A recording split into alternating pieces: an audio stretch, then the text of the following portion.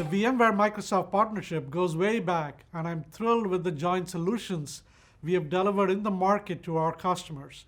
Over the past 3 years alone, our partnership has become multifaceted, with solutions addressing digital workspace transformation with Horizon Cloud and Azure, cloud migration with Azure VMware Solutions, and more recently, Azure Spring Cloud to address the growing need for app modernization. But before we jump into the partnership, I know you meet with a lot of customers every day. Can you share some of what you're hearing and some of the trends that are driving your thinking and Microsoft's thinking, and how the events over the last 18 months are driving the market? No, absolutely, Raghu. First of all, it's great to be with you. And as you said, our partnership is something that's been there for many decades now, and it's something that I've grown up with even inside of Microsoft with. And so it's great to be with all of you. As you said, this last 18 months, Raghu, has been just pretty stunning, right? None of us have seen anything like this. In fact, there's been a lot of human cost and challenge that we've all faced. And so the first thing sort of I always think about is all the people on the front lines across the globe who've sort of really even made it possible for us to navigate what is just a complete tail event that none of us anticipated even in early 2020. That said, from a digital technology perspective, Raghu, I shudder to think if it was not for the current generation of the technology architecture, what would have happened in the world, right? I mean, just in terms of the ability to meet the peak demand for, let's say, work from home. The fact that we were able to rely on cloud to elastically scale the capacity for something like the Horizon Cloud so that people could even have their desktops or what have you, was just been phenomenal. So to me, I think going forward, one thing structurally that has changed is it's not just about the digital transformation outcomes, it's also about resilience that's driven by digital. So that's kind of one piece.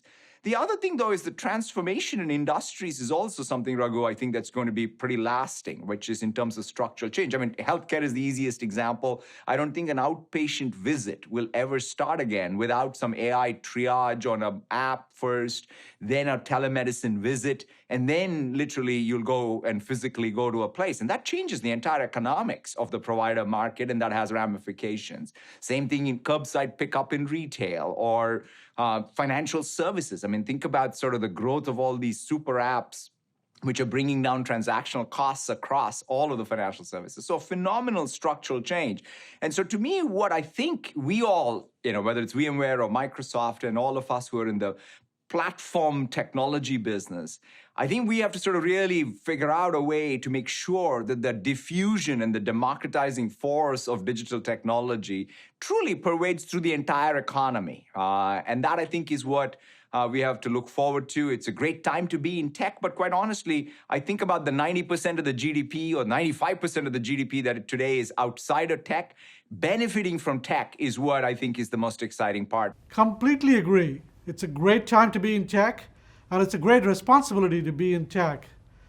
And as you said, Satya, we have just had the opportunity to observe how tech can be a tremendous contributor to resilience in the world. We are also seeing how the transformations of the last 18 months have accelerated structural fundamental changes in many industries and areas of the economy with the move towards greater use of remote, online, and cloud-based options for many transactions and services. And together, we have been delivering a lot of these solutions that you just talked about, such as Horizon Cloud. So this is a great segue to our partnership and how it's evolved, particularly over the last year. A couple of years ago, we announced Azure VMware Solutions. So from your perspective, how is our partnership, and specifically, how is the Azure VMware Solution delivering value to customers? No, first of all, again, we are very, very thrilled about the partnership and where we are. And we obviously have an aggressive and an ambitious roadmap together. And as you mentioned, there are multiple things we're doing together. When it comes to the core of Azure VMware Solutions, where any customer like Chevron or Avianca Airlines or even the University of Miami who are already migrating to Azure with VMware. I mean, that's a huge benefit for someone who is bet architecturally on VMware to know that they can now even scale to the cloud and take advantage of all of the cloud while at the same time having that consistency of the VMware control planes and architecture. I think is fantastic. The other piece that you also alluded to is the Horizon Cloud. I mean, this is something that, again, during the pandemic has seen a bunch of demand, and it's great to see even people like waste management who are using that on Azure. So, in fact, I think that that's another solution that's on a secular growth trajectory. And as you said, the Azure Spring Cloud is something that I'm also very excited about, to have that community, that app platform on Azure as a first-class instance so that developers who are modernizing their estates or building new projects can all really take advantage of it. So that's why I think this is a pretty multifaceted, as you described it, relationship and partnership. But most importantly, I think, Raghu, for you and for me and our teams, what grounds us is what is it that the customers want us to do together so that they can do more with the technology that both of us provide. And so it's exciting to sort of see the progress. Yes, this has certainly been a long-term and a very productive partnership. And as you said, it's been very gratifying to see how important Azure VMware Solutions, Horizon Cloud, and Azure Spring Cloud have become. Both of our companies are investing in the Kubernetes ecosystem around developer experiences, and we couldn't be more thrilled to be partnering with Microsoft to the benefit of our joint customers, such as Morgan Stanley, Swiss Re, and Kroger, who are already leveraging the service and delivering valuable experiences to their users. And with the shift to remote work, many of our customers across the world have relied on Horizon Cloud on Azure, which has become a great solution for rapidly scaling existing or new Horizon VDI environments. And I know that our teams have worked closely together to bring the best of Horizon and Azure Virtual Desktop to our joint customers. We are really excited for the second year in a row. Horizon Cloud on Azure is a top 10 partner application for Azure consumption. Satya, I know we have only a few minutes left, and you've been very vocal on the role of leaders and leadership. How should leaders be equipping their teams and their organizations to navigate in this new era? You know, first of all, I would say, Raghu, I've learned a lot even in the last 18 months, because to some degree, all of us as the leaders have had to sort of really tap into what is it? What does it mean to show up when times are tough, when circumstances that you did not anticipate suddenly appear and so on. So I've always felt like leaders, have this uncanny capability around three dimensions.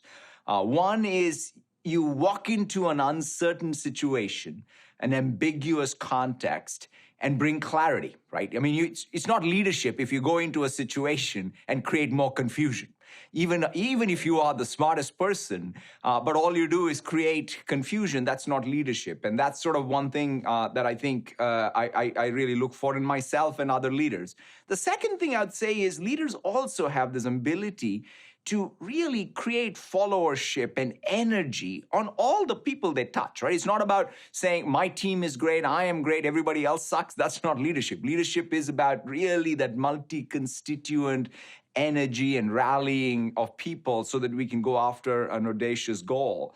And then the last thing I'd say is, and the pandemic really tested us all, which is we can't wait for perfect weather, right, to perform. We have to be able to take the pitch we're given and really, go to bat on it. So to me, the fact that the pandemic happened and yet we were able to constrain solve what was an over-constrained problem and drive success is leadership. So these three attributes, bringing clarity, driving energy, and success, to me, are perhaps what leadership is all about. And none of us can be perfect, Raghu, or consistently perfect. It's the batting average that matters, but you can learn from others, and it matters that you learn each day. That's a great definition of leadership, Satya. Giving clarity, providing inspiration and energy, and succeeding in challenging conditions are what it is all about. It's certainly a journey, and speaking for myself, I've benefited greatly from a lot of what you've been talking about with respect to your leadership philosophy. So thanks so much for joining us, Satya. It's been great to talk with you. Our companies are very well aligned to meet our customers' digital transformation requirements, not just now, but well into the future. And I look forward to a successful and continued partnership. Thank you so much, Raghu. We'll be in touch.